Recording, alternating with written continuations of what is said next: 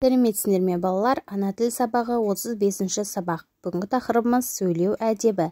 Ең алдымен каналға жазылып алыңдар. Бірінші жаттығу: өлеңді мәнерлеп оқы. Не деу керек? Үй артында қоқысты жатқан көптен үйіліп, таза лайды қарт кісі белі зорға иіліп. Не дегенің жөн еді? Добын апар назардың, деді ағаң.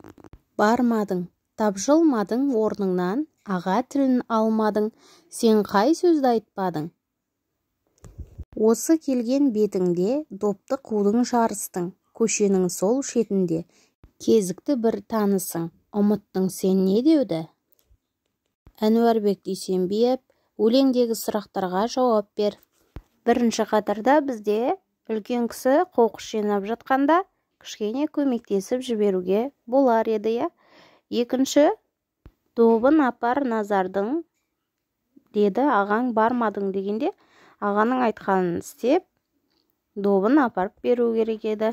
Және кезікті бір танысың, ұмыттың сен не деуді?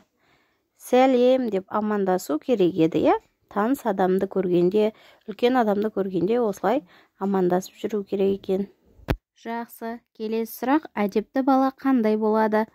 Әдепті бала кішіпейіл, сыпайы, және үлкендерді тыңдайтын, шақырғанда баратын, айтқан тілін алатын, сәлемдесіп жүретін.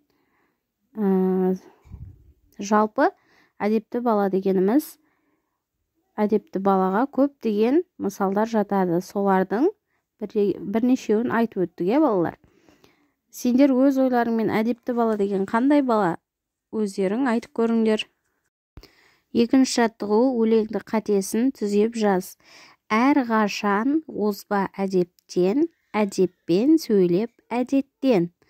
Бұл жерде балалар қанша қате бар екен? Назар аударайық.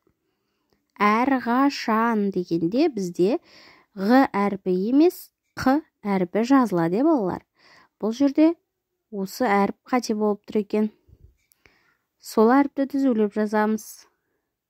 Жақсы, келесі тапсырма: үшінші жаттығу: буындардан сыпайылықты білдіретін сөздерді тап дейді. Рұқсат етіңіз, рахмет, кешіріңіз, мүмкін болса. Бұл жерде сыпайылықты білдіріп тұрған сөздер кешіріңіз, мүмкін болса деп сыпайы сұрап тұр.